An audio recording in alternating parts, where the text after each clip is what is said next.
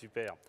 Alors, bonjour à toutes et tous, chers amis experts comptables et commissaires aux comptes, parce qu'on m'avait bien dit qu'il y avait les deux professions qui étaient représentées. Alors, je tiens vraiment à remercier très très chaleureusement mon ami Laurent Benoudi, donc j'espère que je ne vais pas te créer des soucis en rappelant que nous sommes amis, et votre président, et ainsi que Michael Brun, son fidèle et efficace secrétaire général que j'ai eu l'occasion de connaître sous d'autres bancs quand il était conseiller ministériel. J'ai, comme tout le monde, une relation habituelle avec des experts comptables, mais encore plus maintenant, donc, comme l'a dit Madame Bujon, que je remercie de sa présentation, que je suis dans le domaine des affaires, du conseil, de la stratégie, de la gestion de crise, ce qui, dans la période actuelle, n'est pas un inconvénient en termes d'objet social d'entreprise.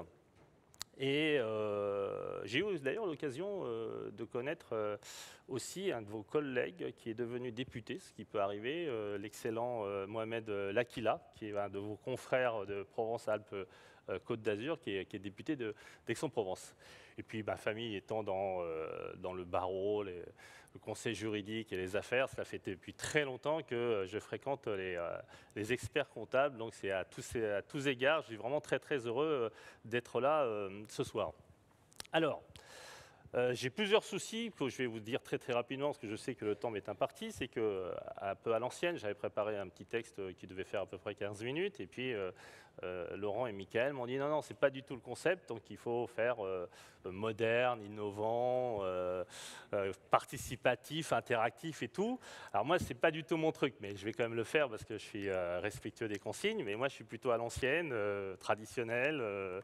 J'ai commencé quand même, comme l'a rappelé Mme Bujon, avec Michel Crépeau, qui a été certes le Premier ministre de l'Environnement de François Mitterrand, mais qui était quand même un député radical socialiste, avec tout ce que ça veut dire de notabiliaire et de classique. Voilà, donc je vais tenir, je pense, un discours un peu décousu par rapport à ce que je avais prévu de vous dire, mais j'espère que vous n'en voudrez pas. D'autant plus que les consignes sont très strictes et que je dois tourner autour de ce petit marqueur blanc. Donc, vous voyez, pour quelqu'un qui devait être derrière le panneau, là, le plateau, pour dire 15 minutes de discours. Donc, je vais essayer de redire cela de façon beaucoup plus naturelle, peut-être, mais probablement moins concise et peut-être moins précise. Je suis ennuyé, donc au-delà de l'aspect technique de mon intervention, je suis ennuyé parce que moi, j'aurais mieux fait peut-être de venir l'année dernière, parce que l'année dernière, c'était plutôt la déprime, et là, on nous demande l'optimisme. Et je ne dis pas que je suis en déprime, je dis juste que les éléments d'optimisme ne me paraissent pas tout à fait évidents à développer, ce qui d'ailleurs vous rend particulièrement remarquable, parce que, et je vous félicite d'être aussi nombreuses et nombreux, parce que j'étais il y a 10 jours donc en vacances et je pensais que vous alliez très sincèrement annuler. Donc je tiens à saluer le volontarisme, c'est-à-dire la réalité, c'est-à-dire dans les faits, vous démontrez votre optimisme parce que là vous êtes quand même très nombreux et sans gâcher la fête, il faudrait quand même attention à faire en sorte qu'on ne devienne pas le cluster d'Ibiza du PSG. Et pourquoi, plus sérieusement, au-delà d'ailleurs de la crise sanitaire? Bon, la crise sanitaire, on a vécu le confinement. J'ai trouvé ça extrêmement archaïque et assez long, qui démontrait quand même beaucoup de faiblesses, d'ailleurs généralisées, aussi bien au niveau politique, au niveau administratif, pardon, mais aussi au niveau médical, parce que quand on entend les médecins, le corps médical, moi j'ai longtemps été chez les Verts, quand je vois tous ces médecins qui passent à BFM et à LCI, j'ai l'impression qu'ils pourraient faire des congrès verts, parce qu'il n'y en a jamais un qui est d'accord avec l'autre, ce qui est quand même assez anxiogène. Et le côté anxiogène de la période était aussi corrélé par la situation économique et sociale. On l'a vu avec les mouvements sociaux, on l'a vu avec les gilets jaunes, on l'a vu avec toutes les protestations catégorielles, que ça peut être dans les hôpitaux d'ailleurs, très justifiées, à la SNCF ou ailleurs.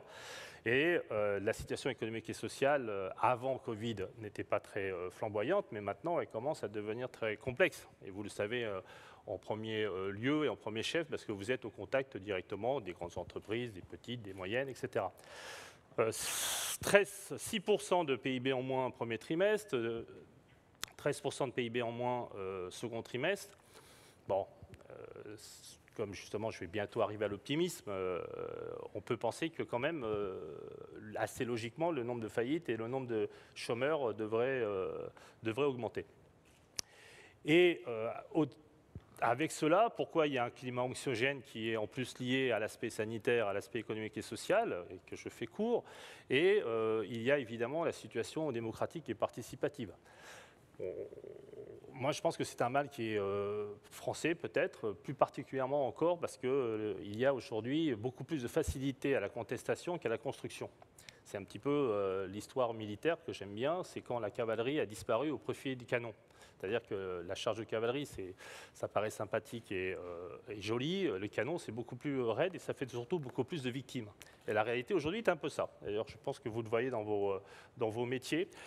Il est très très difficile de construire, de créer, de développer. Il est très très facile de détruire et de compliquer la tâche de son voisin. Et bien sûr, ça a un reflet énorme dans la vie politique, dans la vie syndicale, dans la vie d'ailleurs de tous les jours. Il suffit de voir les violences exacerbées que nous connaissons. Bien sûr, au-delà de ces sujets-là, le dérèglement climatique.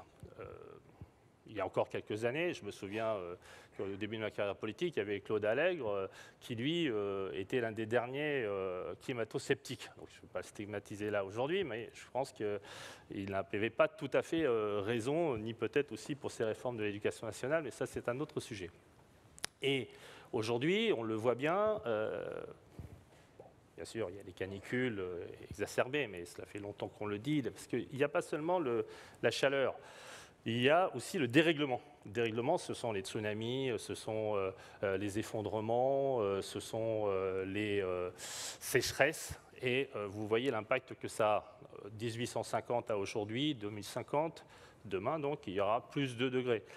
On nous pronostique, les experts du GIEC, 6 degrés supplémentaires pour 2100. Donc le monde va totalement changer. Il y a un autre sujet sur lequel on ne parle pas beaucoup, d'ailleurs, qui, pour le coup, faudrait faire le lien avec l'optimisme, mais bon, c'est la question démographique. C'est un sujet dont on parle assez peu. D'ailleurs, j'ai toujours été surpris qu'on parle très très peu de la question démographique. Alors, il y a le poids des religions, il y a aussi le poids des systèmes économiques qui favorisent la consommation, donc il y a besoin de monde. Et puis, de façon générale, la politique, on dit toujours qu'il y a besoin de monde. Peut-être, mais il y avait... à peu près statistiquement, il n'y avait pas beaucoup de recensement à l'époque, il y avait à peu près 1 milliard de personnes sur la Terre en 1800.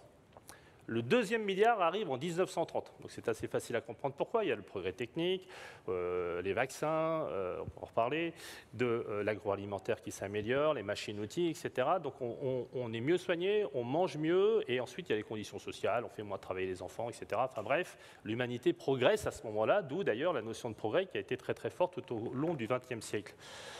Et la question démographique, elle est quand même aujourd'hui pesante, parce qu'effectivement, ce qui pouvait être formidable, moi je suis évidemment très heureux d'avoir une petite fille, mais aujourd'hui, le débat de savoir s'il faut faire au niveau de l'humanité des enfants, c'est un sujet très important. Et j'ai rarement entendu ce débat, sauf d'ailleurs, c'est assez bizarre, par Nicolas Sarkozy, qui fait traditionnellement ses conférences au MEDEF sur 3, 4, 5 points, dont la question démographique, évidemment difficile à argumenter, en particulier en Amérique du Sud et en Afrique, où là, on est très très mal perçu quand on propose de limiter les naissances. Et d'autres sujets écologiques qu'il faut aussi saisir, c'est la question des ressources naturelles. Alors les ressources naturelles, tout le monde pense immédiatement à pétrole, gaz et un petit peu les sujets aurifères ou diamants, etc. Mais très très peu de l'ensemble des petits métaux qui, par exemple, dans ce téléphone, sont très très constitués.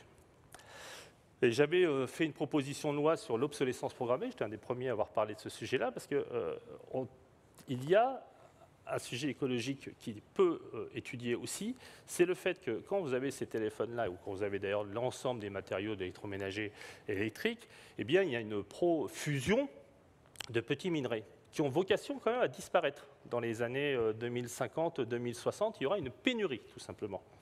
Donc ce monde de demain, avec les éléments rapides et parcellaires que je viens de vous développer, comment le voir de façon positive? Alors j'imagine que s'il faut aborder toutes les questions et les réponses à lesquelles on peut arriver, puis Madame Bujon, que j'ai eu donc au téléphone en vacances, très longuement au téléphone, je ne sais pas si je l'ai déprimée après, mais en fait, elle me dit oui, mais il faut quand même être optimiste. Alors, je vais, pour faire une transition, alors on m'avait dit qu'il y avait aussi un compteur, mais je ne le vois pas.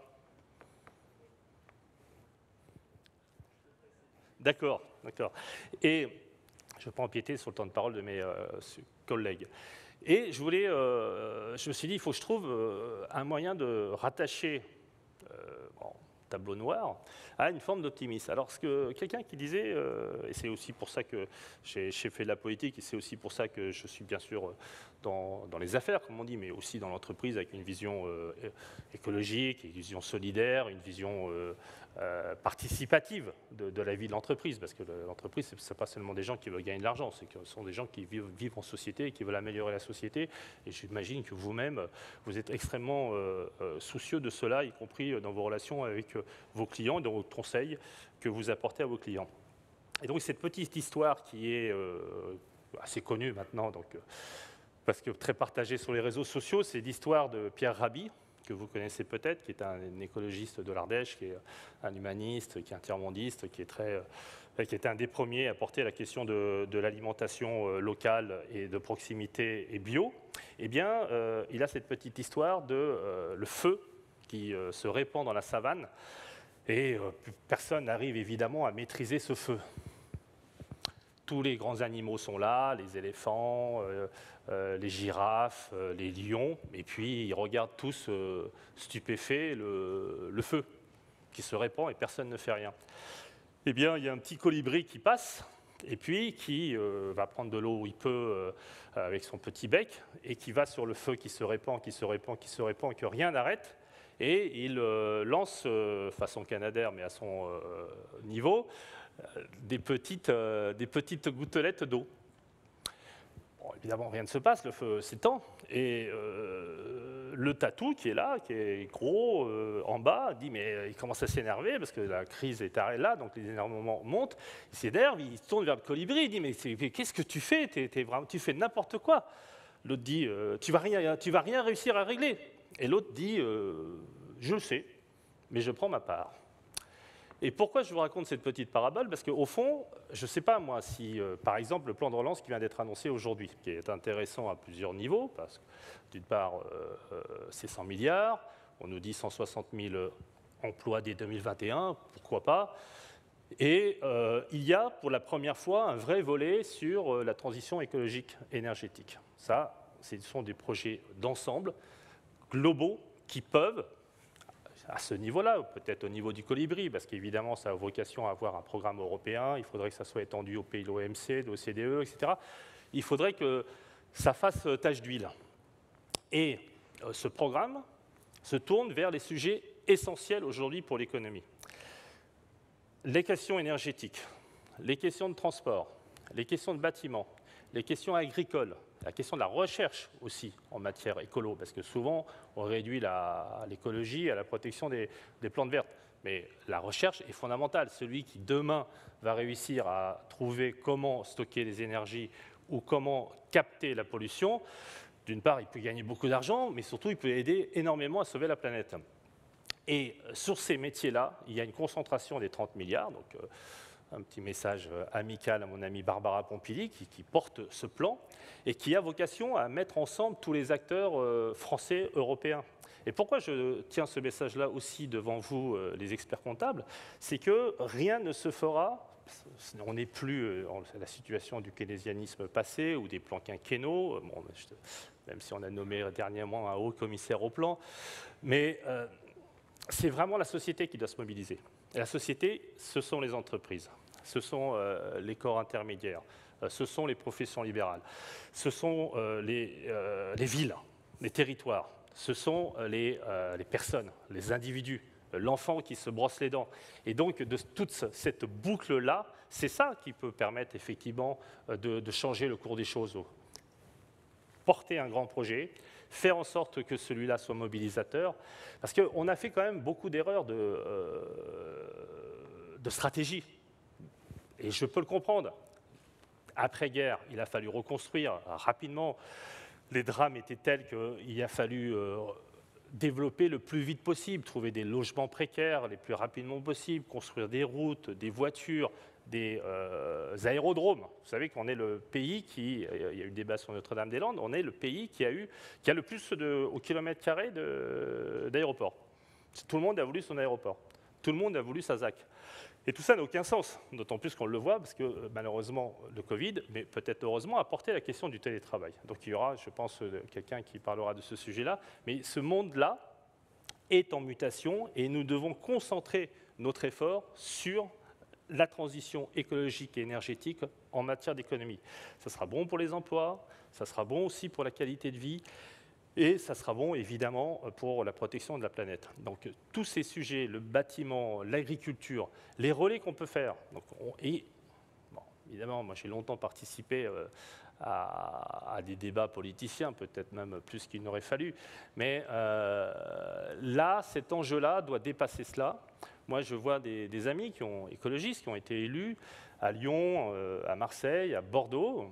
Et si j'avais un conseil à leur donner, ce n'est pas forcément de se perdre sur des sujets un petit peu de pamphlétaires, identitaires, mais surtout se concentrer sur ces sujets-là, c'est-à-dire à terme la Smart Cities.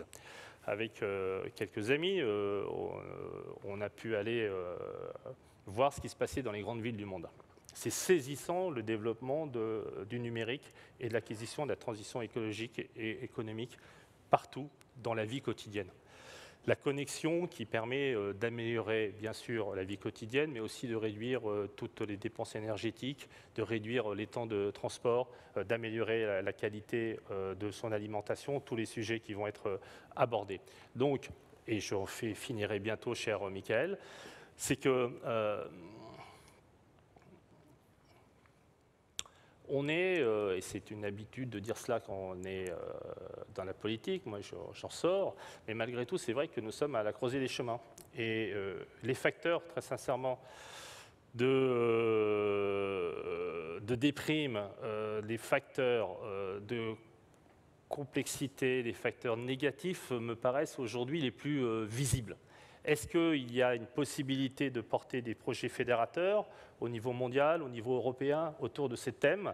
Eh bien, moi, je pense que c'est possible. Et après, comme vous avez une belle devise et que je trouve très adaptée à la situation, science, conscience et indépendance. La science, on en a besoin parce que l'écologie doit être portée par la question scientifique. La conscience, parce que justement, elle est porteuse d'une morale, et l'indépendance, parce qu'il n'y a que l'indépendance qui permet d'être des femmes et des hommes libres, de penser et de pouvoir agir pour la planète, globalement et localement sur nos territoires. Je vous remercie de votre écoute.